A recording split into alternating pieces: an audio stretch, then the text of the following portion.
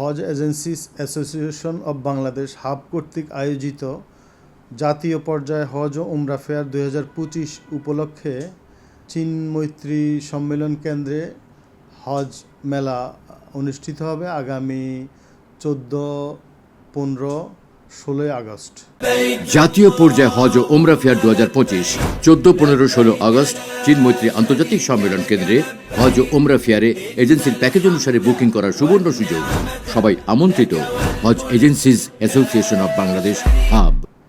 এখানে বাংলাদেশের বিভিন্ন সুনামধন্য হজ এজেন্সি ওখানে স্টল নিয়েছেন, ওনারা থাকবেন।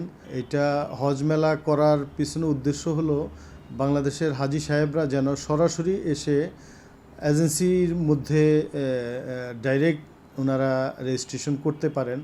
কেননা বিভিন্ন জায়গায় হাজি সাহেবরা বিভিন্ন মাধ্যমে হজ বুকিং দিতে গিয়ে প্রতারণার শিকার হয়। আমরা প্রতি বছরই দেখি অনেক হাজি সাহেব যেতে পারেন না, একমাত্র মধ্যস্বত্বভোগী এবং ফরিয়া দালাল এদের মাধ্যমে বুকিং দেওয়ার কারণে বিভিন্ন সময় এই সমস্যাগুলো তৈরি হয়। যার কারণে আমাদের হজ এজেন্সি অ্যাসোসিয়েশন অব বাংলাদেশ আগামী 14-15-16 তারিখে হজ মেলার আয়োজন করেছেন। সেই হজ মেলায় আমাদের বৈধ এজেন্সিগুলা ওখানে স্টল নিয়েছেন। আপনারা এসে সরাসরি এজেন্সি যাচাই বাছাই করে বিভিন্ন প্যাকেজে আপনারা বুকিং দিতে পারবেন ইনশাল্লাহ। এবং হজ মেলা উপলক্ষে বিভিন্ন এজেন্সি বিভিন্ন ধরনের সুবিধা, তারা কি ডিসকাউন্ট বা কার কি সুযোগ সুবিধা আপনারা সরাসরি এসে সচক্ষে ওখানে দেখতে পারবেন।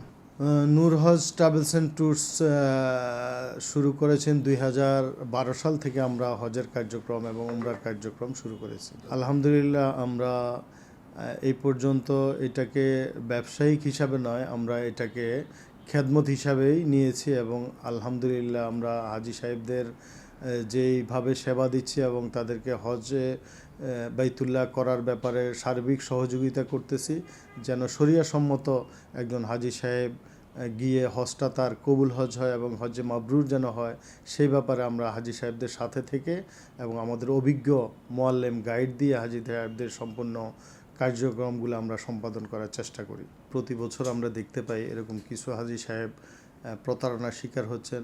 আসলে এই ব্যাপারে আমাদের হজ এজেন্সি অ্যাসোসিয়েশন হাব এবং মন্ত্রণালয়ের পক্ষ থেকে এই বছর একটা প্রজ্ঞাপন জারি করেছেন যে সমস্ত গ্রুপ লিডার বা মাঠ পর্যায়ে যারা নাকি কাজ করে, যাদের কোনো এজেন্সি নাই বা তাদের কোনো এজেন্সির সাথে সম্পৃক্ততা নাই, তারা নিজ থেকেই একটা অফিস দিয়ে হাজি সাহেবদেরকে টাকা কালেকশন করতেছে, কিন্তু শেষ পর্যায়ে দেখে তারা টাকাটা এনে এজেন্সিকে দিচ্ছে না।